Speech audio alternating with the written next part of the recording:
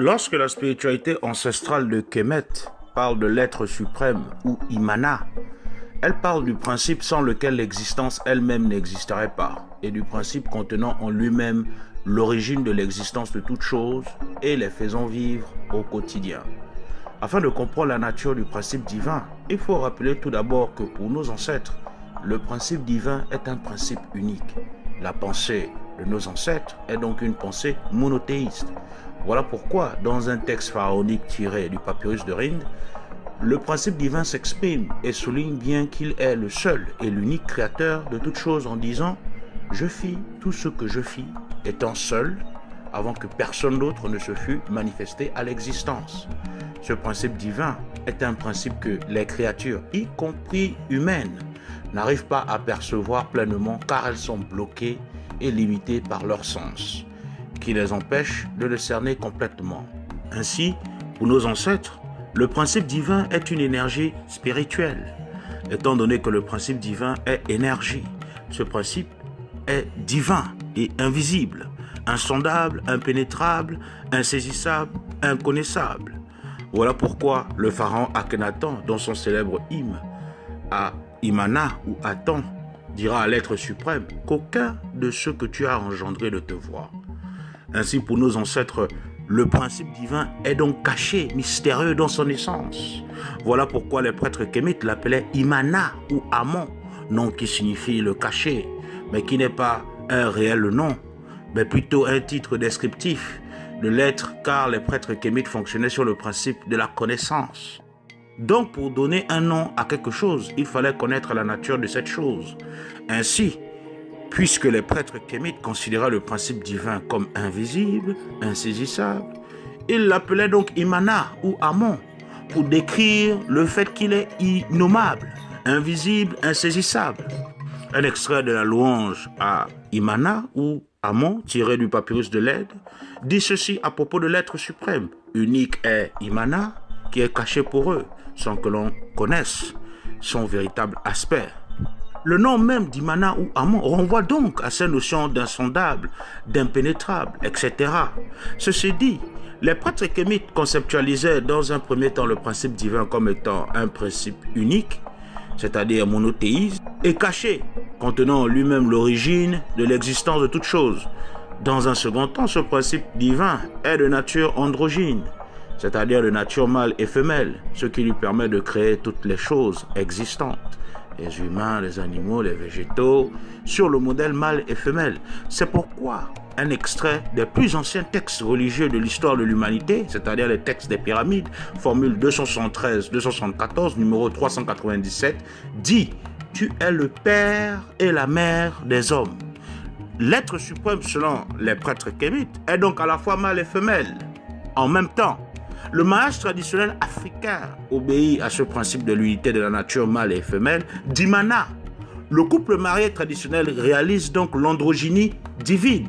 C'est ce qui permet au couple de créer, ou plutôt d'enfanter, des créatures ou des enfants, comme le Créateur l'a fait avec les humains. L'androgynie d'Imana reflète symboliquement l'image du couple, donc du mariage, en quelque sorte, selon les prêtres kémites. Dans un troisième temps, le principe divin possède plusieurs formes, plusieurs manifestations. Et c'est cette partie de la vision religieuse des prêtres kémites qui est la plus mal comprise au sein des Africains, la plus mal perçue en raison de la très grande ignorance qui règne. Le principe divin contient en lui-même l'origine de l'existence de toute chose, l'origine de la création. Et la création est faite selon les potentiels de création que le Créateur possède. En d'autres termes, le Créateur a créé tout ce qu'il a créé car c'est ce que ses capacités lui permettent de faire. Et cette création est diversifiée puisqu'elle contient diverses choses. Et si cette création est diversifiée, ça signifie que celui qui est à l'origine de cette création renferme en lui-même les divers germes et potentiels de l'existence de cette diversité que nous apercevons avec nos yeux. Ce qui fait qu'il a diverses manifestations, c'est-à-dire diverses façons d'être, de faire, d'exister, d'agir. Par exemple, il est le Seigneur de l'univers, il est le Créateur, il est notre Père et notre Mère. À la fois, il est le maître du temps et de l'éternité, il est le Tout-Puissant, il est amour, il est vérité, il est justice, etc. Lorsque le principe divin, c'est-à-dire Imana, se manifeste sous la forme de l'amour, nos ancêtres de la vallée du Nil assimilaient cet amour à l'amour d'une mère pour son enfant. Voilà pourquoi il est représenté avec l'image d'Asset ou Isis, avec l'enfant Héru ou Horus.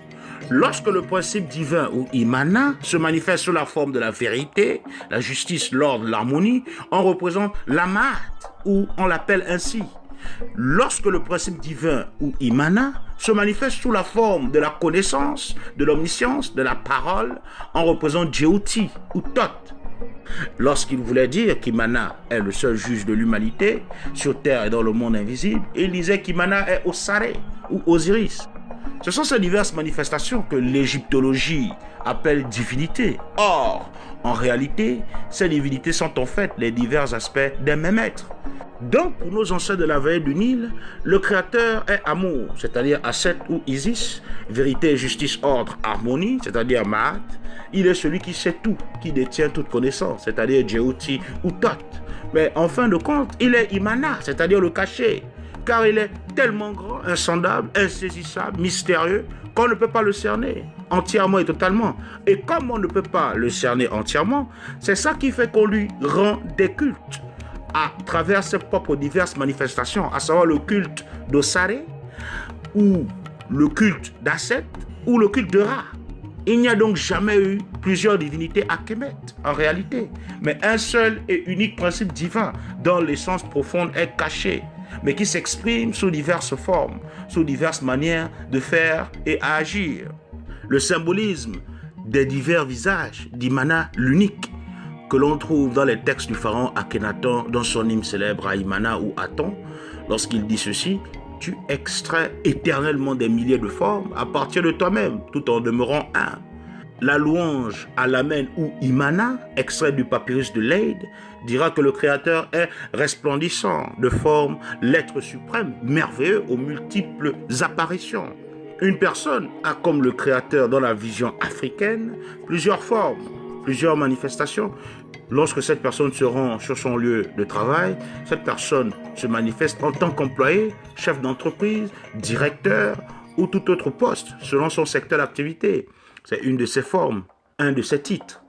Lorsque cette personne est dans la société, elle se manifeste en tant que l'ami ou le camarade ou la camarade de telle ou telle personne, le voisin du quartier de telle personne. C'est une autre de ses formes.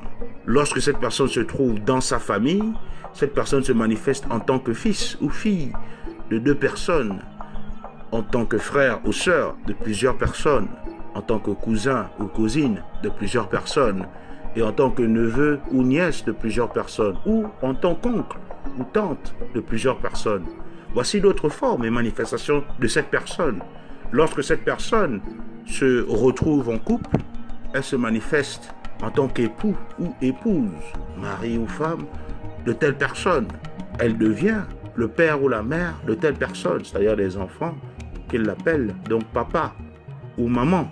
Voici encore d'autres de ces formes. Une seule et même personne, tout en étant unique, se manifeste de plusieurs manières, sous plusieurs formes dans sa vie, puisque c'est la même personne qui remplit toutes ses fonctions.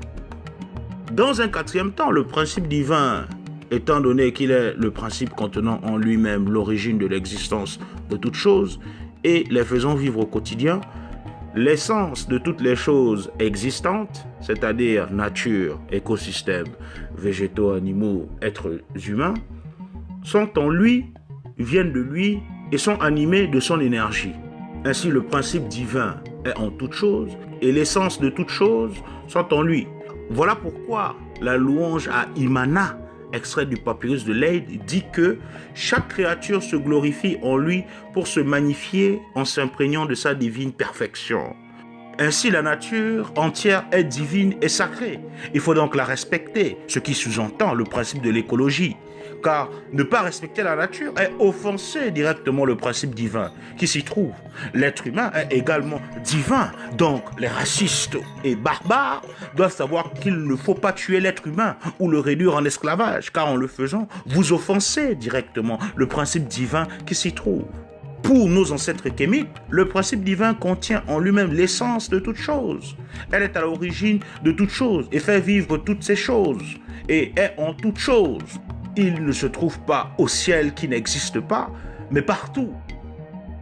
Dans cette vision spirituelle, cette conception d'Imana ou de l'Amen que nous trouvons dans les textes pharaoniques se retrouve dans toutes les traditions négro-africaines actuelles. Dans la spiritualité vaudou qui est la mieux organisée en Afrique, on dit aux profanes qu'il y a un seul être, du nom de Mahou, l'être suprême que l'on ne peut atteindre. Il est insondable, impénétrable, car personne n'a jamais pu le sonder, insaisissable, inconnaissable, car on ne peut le connaître entièrement et parfaitement, exactement comme Imana ou l'Amen Akemet. La partie féminine de Mahou est Lisa. Le créateur Mahou se manifeste sous plusieurs formes, que l'on appelle ici des ramifications. Lorsque le prêtre vaudou cherche la connaissance, une des ramifications de Mahou, l'être suprême ou le symbolissa, se manifeste à lui. Son nom est Dambala, l'esprit de la connaissance. On dit ici que le Ndela Djeuti est le Ndela Ndambala, ou même l'Ekba dans le vaudou. Le Ndela Ta est le Ndela Ogun dans le vaudou. Imana, l'Amen, dans Kemet, Ndemaou ou Mahou, ou le symbolissa dans le vaudou. Ce sont nos traditions locales. Par conséquent, nos ancêtres kémites n'étaient donc pas dans une vision polythéiste, comme on veut nous le faire croire, mais bel et bien dans une vision monothéiste. En réalité, il s'agit d'un monothéisme polymorphique, polymorphisme étant composé de poly, qui veut dire plusieurs en grec, et de l'autre partie du mot, qui renvoie à la forme, donc à la morphologie. Ceci dit, le monothéisme polymorphique veut tout simplement dire un monothéisme à plusieurs formes. Voici comment les Africains depuis l'Antiquité jusqu'à aujourd'hui concevaient et conçoivent toujours l'être suprême Imana ou le symbolissa Ndemaou, l'être dont rien ne surpasse, au Tep.